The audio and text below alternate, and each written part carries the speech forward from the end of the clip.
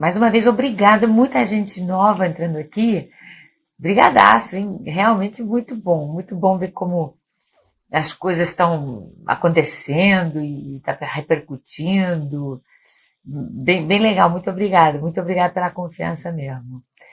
Então, hoje eu fiz um post pela manhã falando sobre se eu tivesse, se eu pudesse pedir um único exame de preventivo ou diagnóstico dos meus pacientes, um único exame, se eu tivesse, só posso pedir um exame de sangue, qual seria esse? Né? Para mim não seria nem colesterol, nem glicose, nem triglicerídeos. Eu sempre dosaria, se eu tivesse a oportunidade de pedir um único exame e não pudesse pedir mais, o primeiro que eu pediria como preditivo de saúde seria a insulina de jejum.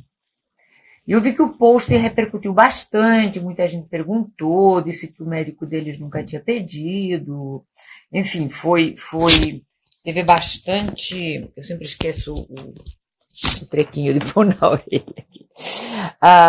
Então, esse post eu vi que repercutiu bem, né, de muita gente comentando e muita gente perguntando e querendo saber quais os valores normais. Então eu vou falar um pouquinho hoje sobre exames de sangue, sobre o que eu acho, né, que a gente tem que avaliar num paciente que vem pela primeira vez ou numa pessoa que quer saber, enfim, marcadores de saúde ou preditivos ou diagnósticos de doença, que eu acho que ainda estamos, quer dizer, a gente tem muito exame à disposição, muito mesmo, mas ainda fazemos umas avaliações muito padrão, né?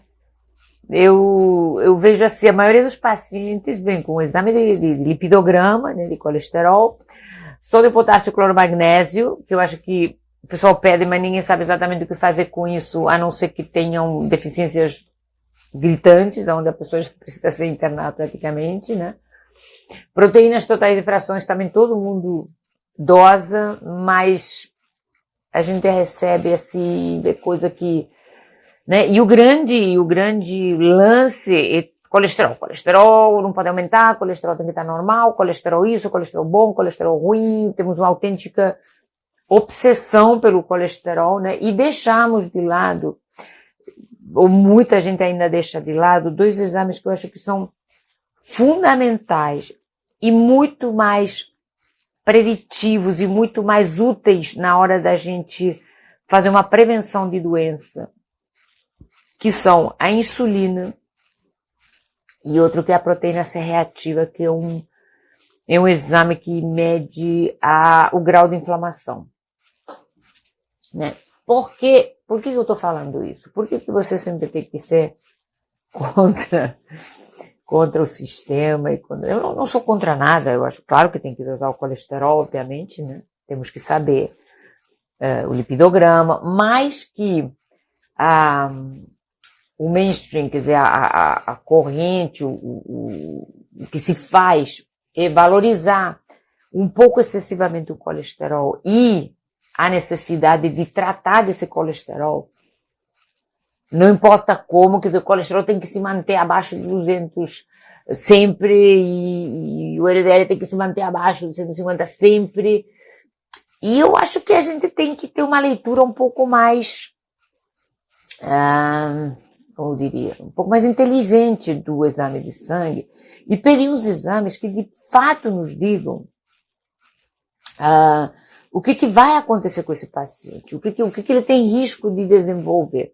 Porque essa teoria de que colesterol 200 e pouquinho já tem que ser tratado, de que se tem colesterol alto, automaticamente essa pessoa está condenada ao infarto, e se tem colesterol baixo, essa pessoa está coberta, está salva do infarto, isso a gente já sabe que não é verdade, que não é bem assim, né?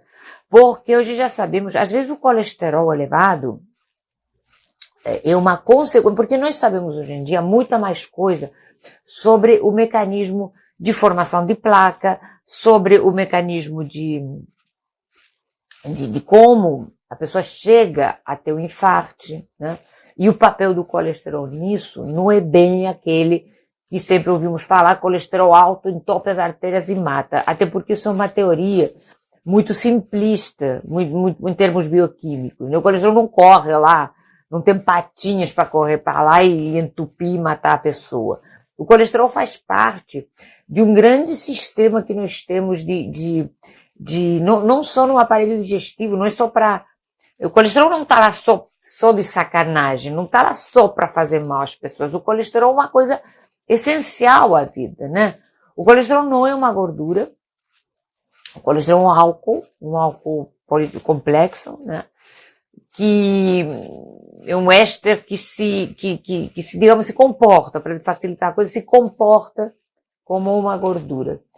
E o colesterol responde por muitas coisas no nosso organismo e na nossa saúde, né? Ele faz parte das membranas celulares, faz parte, maior parte do nosso cérebro, o colesterol, é a base dos hormônios esteroides, né? De testosterona, estrogênio, progesterona, e faz parte da bile, que, né?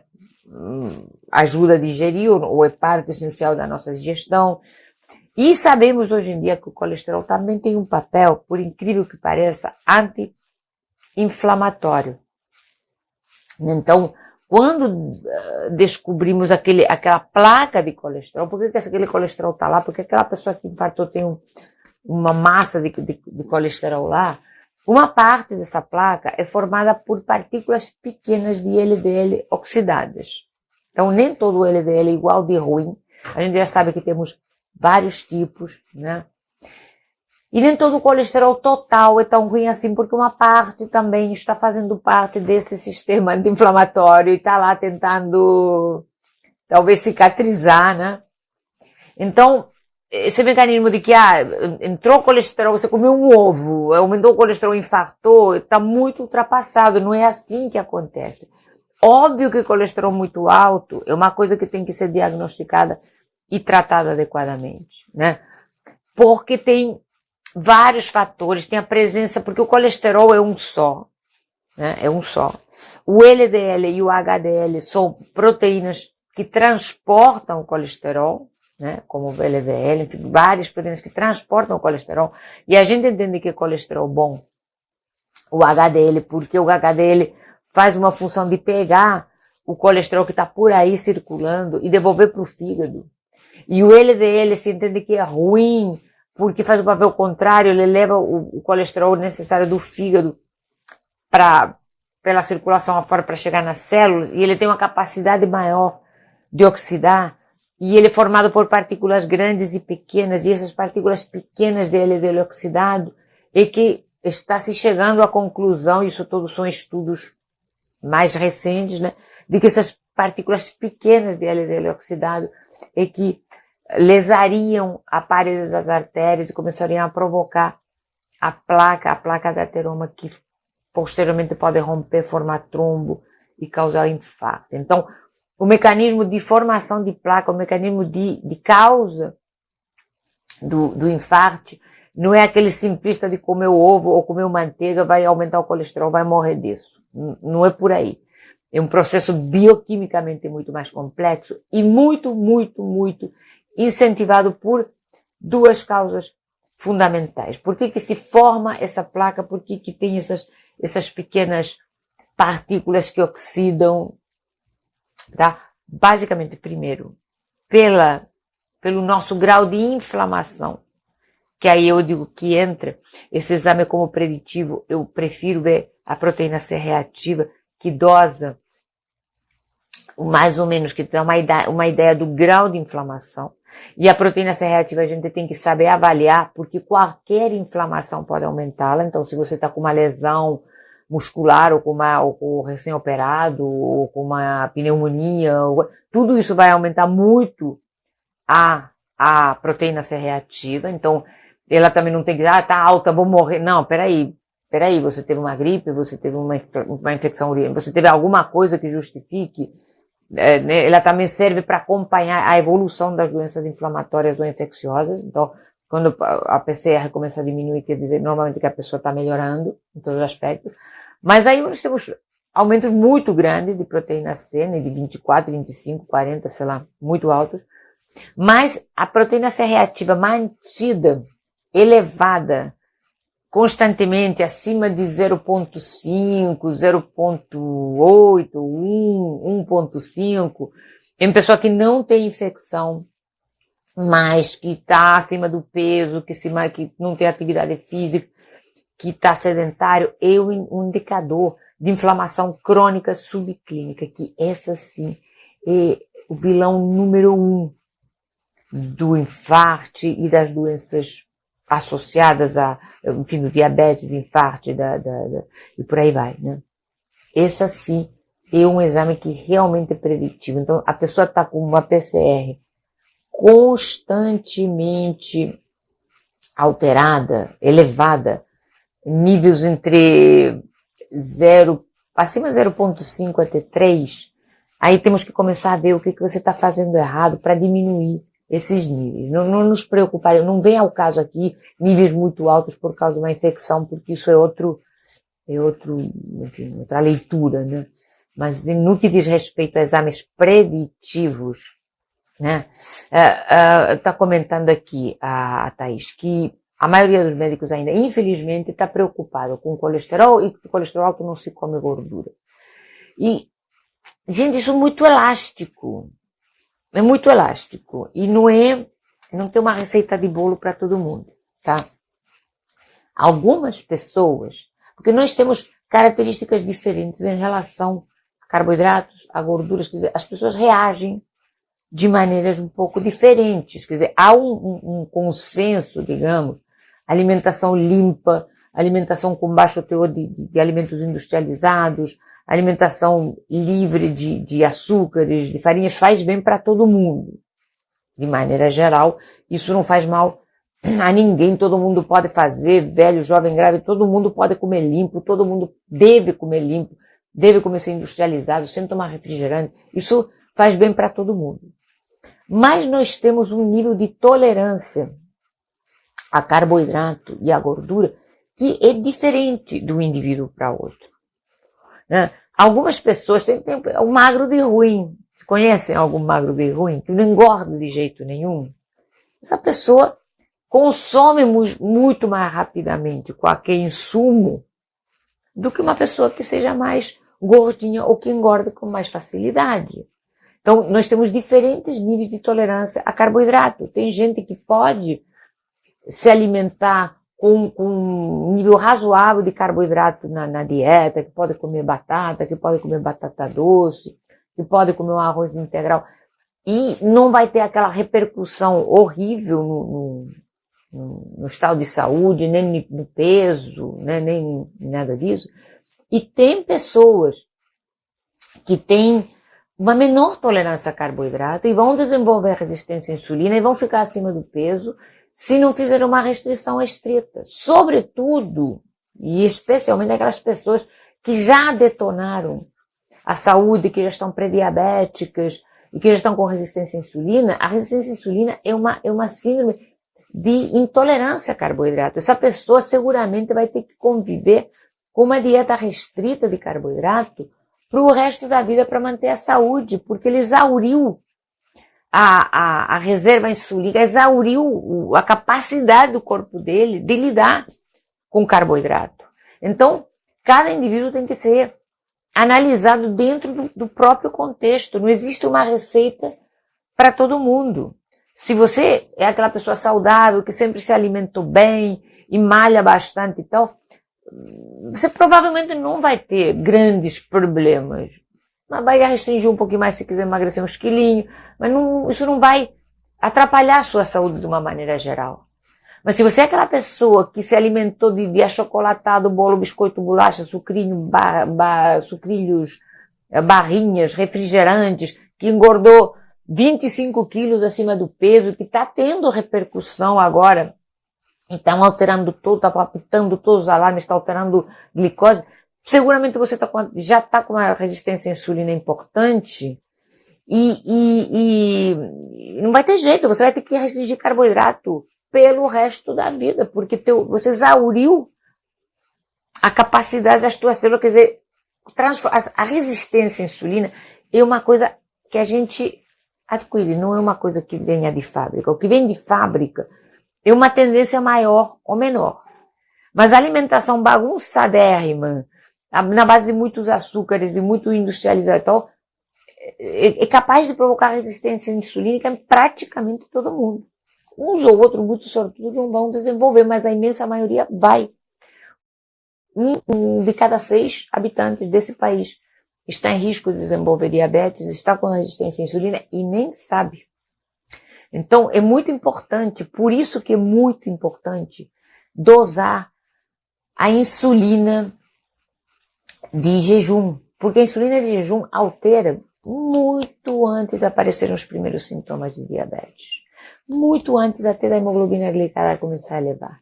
E o trágico é que eu estou vendo insulina elevada em adolescente, em pré-adolescente. Eu não trato de criança, mas eventualmente vem alguma mãe, me traz os exames do filho de 10 anos, sei lá, para ver, eu dou uma olhada, é assustador. Assustador.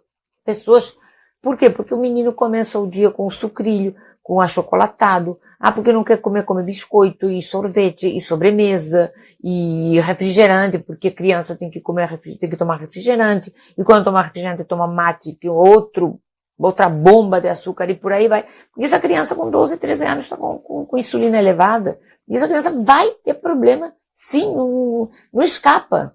Porque criança? E criança tem que ser maltratada e sacaneada desse jeito? Não, criança mais do que ninguém precisa de comida de verdade, porque para não desenvolver esses problemas todos. Então, se você ainda não mudou a alimentação do teu filho e você está querendo emagrecer, mude agora a alimentação da família toda. Porque se você já desenvolveu o problema, o bichinho vai desenvolver também. E muito mais precocemente, seguramente, porque cada dia é maior a influência da indústria, propaganda. Então, talvez os teus filhos vão ter pior prognóstico que você. Nós estamos conseguindo criar uma geração que vai ter uma expectativa de vida menor que a nossa, por causa da comida. Então, a importância de prevenir e saber o que precisa ser prevenido. Quer dizer, dosar a insulina basal deveria ser obrigatório no exame de sangue de primeira vez, na minha opinião. Quer dizer, eu faço, porque eu sou nutróloga, trabalho com isso, então as pessoas que me procuram sempre saem com uma requisição pedindo exame de insulina, proteína C reativa, e óbvio que eu peço o resto, eu peço lipidograma e tal. Porque nós estamos desenvolvendo intolerância a carboidrato porque sobrecarregamos o nosso sistema de carboidrato ruim, de açúcar e de farinha, desde a infância, de uma maneira absurda. Então, você chega aos 20, 30 anos, já está com primeiros sinais de diabetes, aí que vai fazer o resto da vida? Comer. Resto, pode batata doce? Não, minha filha, não pode beterraba, porque você já estourou a capacidade. Vamos ter que fazer tudo isso regredir, você só consegue fazer regredir parcialmente às vezes, não totalmente, às vezes você só consegue parcial, controlando muito bem o carboidrato. E se a pessoa errar ou transigir ou comer alguma vez, pimba, vai ferrar de novo, porque você exauriu a capacidade do teu corpo de lidar com isso. Olha que ponto nós chegamos. E o que nós estamos fazendo? A mesma coisa com as crianças. E com o bendito sucrilho e açúcar e achocolatado, porque a criança tem que tomar achocolatado pela manhã. Da onde, curumim? Por quê? Aonde que os nossos ancestrais primitivos conseguiram sobreviver nas savanas sem achocolatado, sem sucrilho, sem biscoito? Né? Então, é importante termos esses dados. É importante ter desde a adolescência. Se teu filho está comendo muito mal, comendo um monte de besteira, vá lá, pede para o pediatra. Porque aí você vai ter mais um reforço para modificar essa alimentação e fazer isso ontem. Né? E eu estou falando de intolerância a carboidrato, e em relação ao colesterol, também a gente não pode ser categórico. Vamos fazer low carb, esquece o colesterol. Eu estou derrubando tudo aqui, estou me empolgando.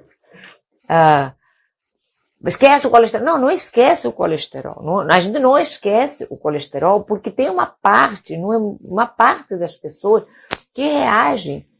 Por exemplo, dieta muito rica em gordura é boa, uma cetogênica, para você startar, para fazer aquela perda de peso importante e tal. Mas tem gente, algumas pessoas que têm algum tipo de mutação na polipoproteína E, e outros casos, que o colesterol atinge níveis pavorosos, de 500. Então essa pessoa não pode fazer esse tipo de alimentação, porque não consegue processar. Ah, mas é que eu comecei uma low carb, estou comendo bacon, estou comendo linguiça, estou comendo creme de leite, óleo de coco, meu colesterol aumentou. Vai aumentar um pouco, mas quanto que ele aumentou? Isso tem que ser feita uma leitura personalizada, porque se o teu colesterol aumenta, vamos supor, de 180 para 200 ou para 210, isso é totalmente fisiológico, afinal você está ingerindo mais gordura, está fabricando mais bile, não quer dizer que a low carb está te fazendo mal, não quer dizer que você vai morrer disso, porque vai ficar nisso mesmo. Se você está fazendo exercício e está fazendo uma alimentação adequada, teu HDL protetor vai aumentar e acabou o problema. Mas tem gente que reage com aumentos estrondosos. Então nós temos que parar e pensar uma estratégia que seja condizente com esse fato.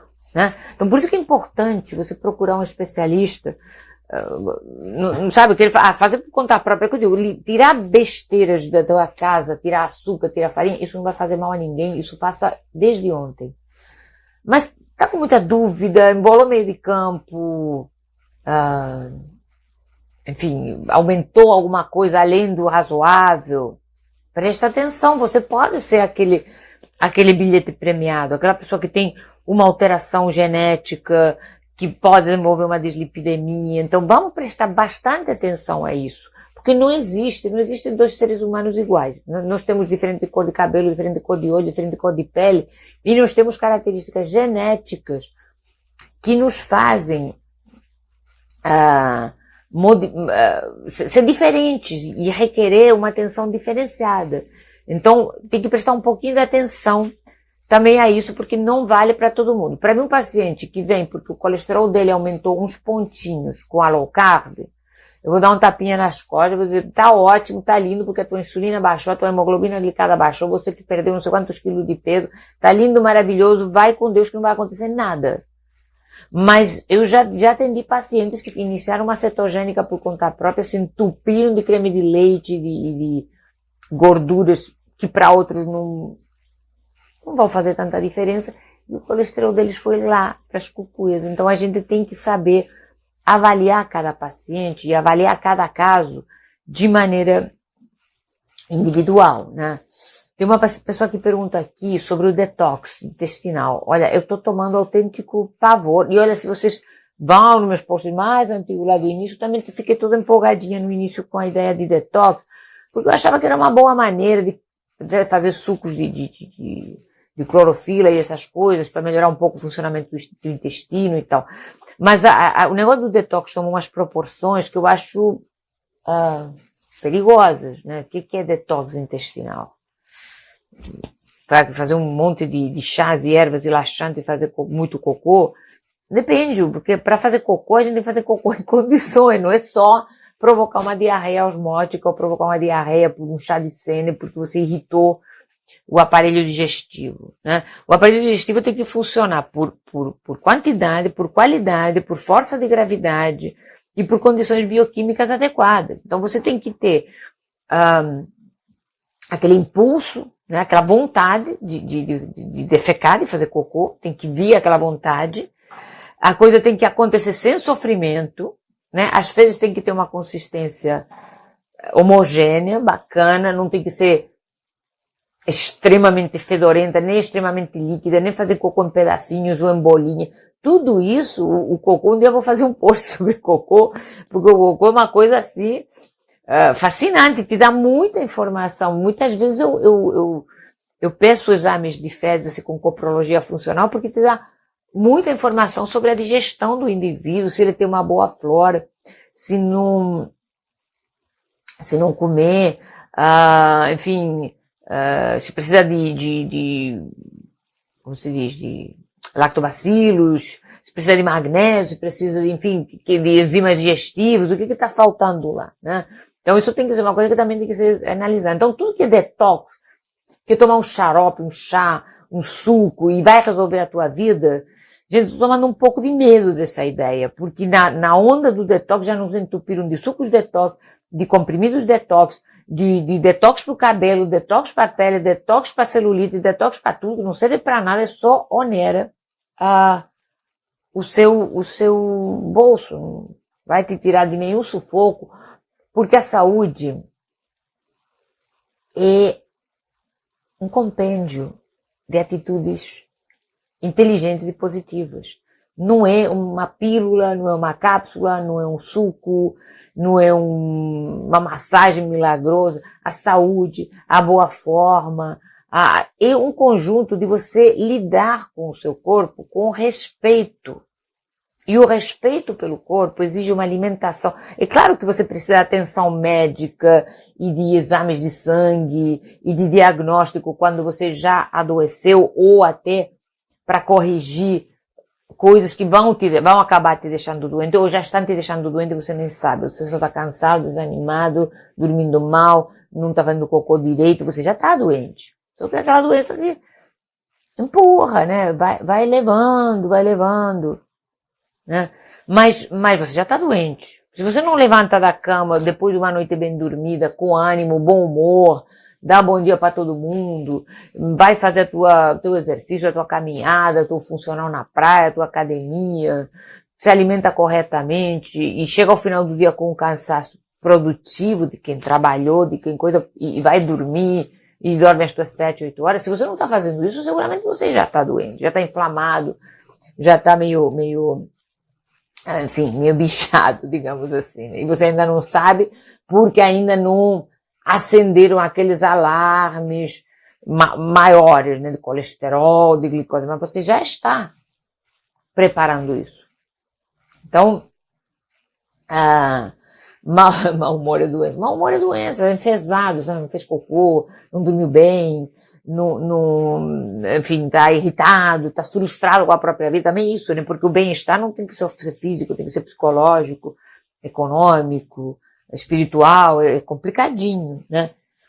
Tem coisas que a gente, obviamente, não pode mudar, mas tem muita coisa que a gente tem que exige uma disciplina, exige um rigor, exige você correr atrás do cerne do problema, do problema da tua vida, da tua insatisfação, você não se recompensar com um biscoito recheado e achar que, eu mereço. Não, você não merece essa porcaria, você merece ser feliz, você merece um emprego que você gosta, você merece uma vida legal, você merece um amor de verdade, você não merece uma porcaria de um biscoito recheado, né? Você precisa de boa comida, de bom sono, de bom sexo, de boa vida. Não precisa de porcaria industrializada de R$2 o pacotinho porque, meu Deus do céu, eu preciso. Não precisa disso. Garanto que você não precisa. Você está se compensando com comida porque você não está conseguindo lidar talvez sozinho com isso, né? Você não está conseguindo, sei lá, às vezes você não reconhece o problema. Então o autoexame, a procura por felicidade, a terapia, a meditação, a procura por você reconhecer de fato os teus problemas também fazem parte da saúde. O manejo do estresse também faz parte da saúde. O exercício físico, tudo faz parte da procura por saúde. Né? Porque nós somos uma usina neuroquímica, hormonal, com umas engrenagens múltiplas, e tudo tem que funcionar satisfatoriamente. Então você sentar no sofá e comer pipoca é a última coisa que você pode fazer pela tua saúde. Isso não existe. É uma atitude, a gente tem que ter uma atitude proativa. Não é só, claro, importante dosar insulina, dosar proteína C reativa, porque eu venho aqui hoje falar de exames, né? Mas a gente tem que ser uma atitude proativa. Eu vou mudar isso que tá me fazendo mal, vou mudar isso que tá me incomodando, e vou começar hoje, e vou procurar, e vou correr atrás. Porque não tem médico que fale isso. Tenho, eu não tô aqui falando. Como eu, tem muita gente boa por aí. Quer dizer, eu não sou boa, sou ótima. Até pegou mal isso. Mas assim, tem muita gente boa por aí, tem muita página legal para você seguir, tem muita gente que está trabalhando que, enfim, que você pode, que te dá informação, que faz curso, que faz desafio, que faz, quer dizer, isso veio, essa onda internet, Instagram, de rede social, veio ajudar muita gente, né? Isso é muito bom, porque às vezes realmente você mora num lugar que não tem, um lugar menor, uma cidade menor e tal, que não tem tanto acesso, mas você hoje em dia tem internet, tem, enfim, né? A pessoa está dizendo que a lista de merecimento é melhor. Lógico, né, gente? Quem que merece uma porcaria de um biscoito recheado para afogado? Pelo amor de Deus, né? Não existe isso. Mas, enfim, voltando um pouquinho ao que me trouxe aqui hoje, né? Gente, os exames têm que ser corretamente avaliados e tem essas informações que eu acho que aí se cabe um pouco daquela coisa que eu sempre falo do paciente, da pessoa ficar um pouco empoderada em relação à própria saúde, se informar sobre essas coisas e começar a pedir ao seu médico, porque de repente um médico, sei lá, não pensou, e eu acho que o paciente empoderado tem um valor fundamental, porque na hora que você chega e me pede, olha, eu quero fazer esse exame porque eu ouvi falar. Se eu não estou sabendo, eu vou correr para saber o que é. E por que aquela pessoa está pedindo, se essa pessoa está pirada das ideias ou tem razão. E eu aprendi muita coisa, assim, porque obviamente a gente não sabe tudo, e aquela pessoa foi no especialista barambamba das galáxias que sabe tudo e veio com uma informação que eu não tinha. O que eu fiz? Eu corri lá para as publicações médicas do Google e catei, para não passar vergonha. Então, sabe, não, porque o médico não faz, o médico é babaca. Não, o médico não é um babaca. Tem muitas especialidades, tem muitos compartimentos na medicina, tem uma informação que chega muito filtrada para a gente por interesses da indústria farmacêutica. Então, não achem aqui que o médico é mal intencionado, porque não é. Né? A gente não sabe tudo, eu não sei tudo. Vai perguntar alguma coisa da somologia, não sei nada. Imunologia, Deus que me livre, não é a minha praia, não sei, não tem, a medicina hoje está muito esmiuçada, porque tem muitíssima informação disponível, então a gente, cada macaco no seu galho, né? Mas eu te garanto que se você vai no teu meio, olha, eu ouvi falar isso, o que o senhor acha, tal, tenho certeza que se ele, de repente, não é dessa área, ou não tinha por alguma informação, ele vai correr para se informar. Então, eu acho que enfim, o empoderamento é importante. Eu não me incomodo nem um pouco de dizer que o paciente viu no Google, que o paciente me diga que viu no Google, porque eu tenho obrigação de ter informação para rebater se ele estiver errado, ou se tiver, enfim, se não tiver entendido direito, eu tenho obrigação de ter esse conhecimento, e se não tenho esse conhecimento, eu tenho obrigação de buscar. Porque obrigado a saber tudo ninguém é. Mas hoje em dia ninguém pode dizer, nunca ouvi falar, porque coloca na barra de pesquisa do Google que vão aparecer 700 mil coisas falando sobre isso. Então, eu acho que esse empoderamento é importante. É importante. Tem uma pessoa perguntando aqui sobre... Eu não vou falar nome comercial, né? Não vou falar nome comercial, mas tem os remedinhos injetáveis na barriga.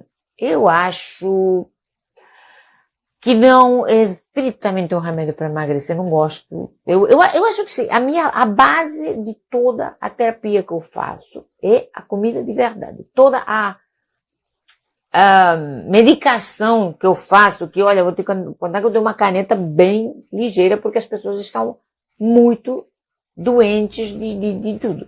É para ajudar no processo, da compulsão alimentar, no processo de reduzir a insulina, no processo de diminuir, eventualmente tratar o lipidograma que está muito alterado. Precisa medicação, óbvio que precisa medicação, mas a base sempre tem que ser um bom aconselhamento alimentar, porque para que você vai dar, sei lá, metformina para o paciente e o bicho continua se entupindo de pão e açúcar? É que nem você, sabe, tratar uma bolha no pé usando o mesmo sapato que está machucando. Quando você está com uma bolha no pé, no dia seguinte você vai colocar um chinelo, vai colocar alguma coisa que não te comprima o calcanhar para não continuar machucando, não é verdade? Então, se você já desenvolveu uma síndrome de intolerância a carboidrato, não vai haver remédio que cure isso se você não evita essa quantidade absurda de carboidrato. É simples. É uma equação simples, não existe. Vai usar medicação, vai ter que, não vai ter jeito, o bicho já está tudo bichado, tudo ferrado, vou ter que medicar. Mas eu vou medicar depois de explicar tudo o que, toda atitude de vida que ele tem que tomar. E aí sim vou entrar com medicação, porque a maioria das vezes eu não tenho mais jeito. Mas fora isso, a medicação é perfeitamente legal, mas tem que ser dada adequadamente. Eu não sou muito fã dos remédios da injeçãozinha na barriga, ou de recomendar, sei lá, cirurgia bariátrica, vai chegar, está acima do peso, bariátrica, injeção. Não, peraí. Muita coisa que a gente pode fazer. Nós temos mecanismos fisiológicos de consertar essas coisas. Simplesmente com boa alimentação. Então, nunca vou parar de insistir na mesma tecla. Está com insulina elevada? Diminui o carboidrato. Está com lipidograma elevado? Vamos corrigir essa alimentação, porque eu te garanto que 50%, 60% do problema está nisso. Pode ter uma característica familiar, pode ter uma coisa que seja passível de tratamento médico, com remédio sim, mas a boa alimentação sempre tem que ser a base. Então, a minha chamada hoje aqui foi um pouco para aprender a detectar precocemente esses problemas, muito antes da glicose, da hemoglobina glicada, do colesterol ou dos triglicerídeos alterarem, vai alterar a insulina e vai alterar a proteína C reativa. Conseguimos fazer uma coisa muito mais preditiva se soubermos avaliar adequadamente esses resultados. E eu já vou dizendo logo que nos valores de referência do laboratório está um pouquinho alto demais para o meu gosto. Né? Eu acho que a insulina deveria ficar abaixo de 7, assim, sempre. Aí precisa ter 13, 14, por quê? Porque os valores de referência não são tirados assim da manga, né? Eles são feitos na média de pessoas consideradas saudáveis. O que nós sabemos hoje? Que a gente não está tão saudável assim. Então, quando você tira a média de população que ainda não tem sintoma, mas já está entupida de carboidrato, a média dessa insulina vai dar acima de 10. Mas isso não quer dizer que isso seja, a minha está dentro do valor de referência, a gente também tem que saber ler um pouco isso. Né? Mas o problema é que mesmo os valores de referência estando um pouco altos, as pessoas estão ultrapassando muito isso, muito acima dos valores de referência. Então, se você já vê no valor de referência do laboratório, já está acima, já vamos trabalhar com isso que já está bom. E garanto que muita gente vai tomar um susto. Então, a minha chamadinha hoje aqui era um pouquinho para chamar a atenção de coisas que de repente pode ser que ainda não façam parte daquela cultura, né, como colesterol, mas são até mais importantes ou tão importantes quanto na hora de ser uma coisa preditiva de doença, né? E que tudo melhora com boa alimentação, exercício físico e manejo de estresse. Quer dizer, dormir direito, comer direito, se exercitar direito, é a cura para 70% das doenças que nós sofremos hoje em dia, de diabetes, de obesidade, de problema de hipertensão, etc, etc, etc. Então, a pessoa está perguntando aqui sobre suplementação de proteína, mas eu estou achando melhor guardar essas perguntas para falar, depois fazer uma live só sobre isso, porque também vamos falar de suplementos, da indústria dos suplementos, né? Eu já falei aqui, o outro dia já fiz uma live que está disponível no canal do YouTube sobre dinheiro que você economiza se você comer direito e não precisar de um monte de suplemento e colagem de coisa. Vocês podem ir no meu canal do YouTube lá, porque essa live está lá gravada. E aí eu agradeço se vocês assinarem o canal e ativarem as notificações, né? Que aí sempre dá um ibopezinho maior. Então eu vou deixar vocês hoje com essa reflexão sobre os exames e sobre a necessidade da gente recuperar a saúde através da alimentação, de estilo de vida adequado, né? E se você está acima do peso, e se você está com a barriga muito grande, e tá cansado e não tá se sentindo bem e tal, mas o colesterol tá normal, não fique nesse estado de felicidade achando que você tá fazendo tudo certo, que não tá. Tem outras coisas para ser dosadas, né? Então fica aqui o recadinho. Ah, meu médico me deu os parabéns porque meu colesterol tá ótimo. Vai ver a insulina. Vai ver a proteína C reativa, ver se tá tão ótimo assim. Porque se você tá com aquela circunferência abdominal, especialmente se for homem, né? E você tá muito acima do peso, não tá bom. Tá aí o farol vermelho tá aceso aqui, grandão na tua frente, você não tá nem vendo, porque, meu colesterol tá ótimo. Depende do colesterol, quanta gente eu já vi infartada com esse colesterol ótimo. Então, fica essa reflexão aqui hoje, né? Mais uma vez, muito obrigada pela atenção que vocês estão me dando, que é realmente super, super gratificante, né? E, mais uma vez também, perguntas, sugestões, mandem direct, botem comentários nos posts, que tudo isso a gente vai coletando essas informações, essas perguntas para saber mais ou menos quais são as dúvidas das pessoas e tal, para poder fazer um pouquinho mais de material aqui, tá? E todas essas lives agora eu tô colocando no meu canal do YouTube, então se vocês quiserem, ou, enfim, rever ou mostrar para alguém, se vocês acharem que isso pode ser interessante, tá tudo no meu canal do YouTube, Doutora Regina Mestre, é só colocar lá que já vai parar nele. Tá bom, gente? Brigadíssima. Beijo grande.